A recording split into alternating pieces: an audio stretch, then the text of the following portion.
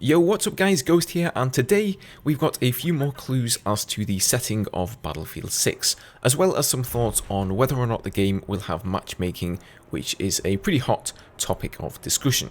Before we jump in, be sure to go check out our live stream over at twitch.tv/ghostgaminggg. I stream a few times a week playing Battlefield 4 and other games. It's always a pleasure interacting and playing with you guys there, so feel free to drop by. So for those who haven't heard, a new Battlefield 5 Easter egg was recently discovered, which consists of building a stairway to heaven, quite literally. Like, you can go into the test range and use the fortification system to build staircase upon staircase, continually gaining height, and once you reach the top and got high enough, you basically complete the event. There's fire and lightning everywhere, the Battlefield theme starts blasting. It looks pretty awesome. For more on that, I recommend checking out Mr. Easter Egg himself, Danny on PC. But okay Ghost, what does this have to do with Battlefield 6? Well, the reward for completing the Easter egg is a new soldier skin, and that new soldier skin has a belt, and on the belt are Roman numerals. Now, if we know anything about DICE, it's that they love to tease upcoming Battlefield games towards the end of the previous game's lifespan, and they also don't go putting a seemingly random arrangement of numbers on an object for no apparent reason. So some clever soul out there figured out that if you punch these numbers into Google Earth as longitude and latitude, you get a location somewhere in Kazakhstan.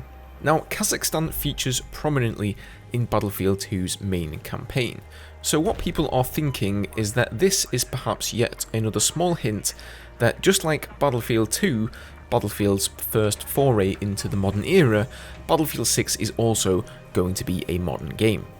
We haven't had any solid proof yet that the game is definitely going to be set in the modern times, but we keep getting these little clues pointing us in that direction all the time, so I certainly wouldn't be surprised. Alright, let's shift gears and talk about matchmaking. Recently, DICE have implemented an end-of-round matchmaking system in Battlefield 5, which evaluates the squads on either team at the end of a round, and it looks at how many squads on each team are performing well or not. From there, it can switch you to a different server for the next round, where a more even setup can be found for you. So let's say that your team absolutely dominated the enemy team, you just trounced them, and the same thing happened in another server somewhere. So it might take a bunch of the good squads from your team and drop them straight into the terrible team on the other server to even things out a bit skill-wise. This system is only being tested at the moment and is therefore only working on the official breakthrough servers in Battlefield 5, but if things go well, the plan is to roll this out through more game modes and servers. So why does this concern you if you don't even play Battlefield 5? Well, it's very common for game developers to test new systems and expand upon them in one game, and then properly implement them from the start in the next new title, which in Battlefield's case will be Battlefield 6. Now, in past Battlefield games, there has commonly been a team auto balancer, where partway through the match, you can randomly get switched to the other team to go and help them out, which oftentimes can feel like a punishment, if you're doing really well, and then as a reward for doing so well, you get plonked onto the losing team. It doesn't really feel very fair. However, in Battlefield 5, there is no auto balancer, and oftentimes you'll find that after a round ends, all the people on the losing team understandably leave, and then you just end up with a new round of, say, 30 versus 20 players, which is obviously quite unfair. So the idea behind this system is that there won't have to be any mid-round balancing like in the past games, where you could end up playing with a friend and then all of a sudden be switched and have to play against him. It's squad balancing, so whoever you are with in that squad, you'll stay together even if you get switched to another server. Now, that doesn't sound like such a bad compromise, but it does bring its own problems with it.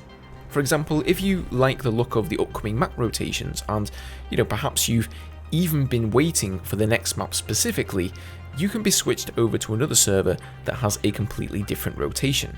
And then if you have a large group of players that you like to play with, let's say, two squads, maybe your squad is on one team and your buddies are on the opposite team, one of your squads could get switched to another server and the other one won't, which will obviously split you guys up.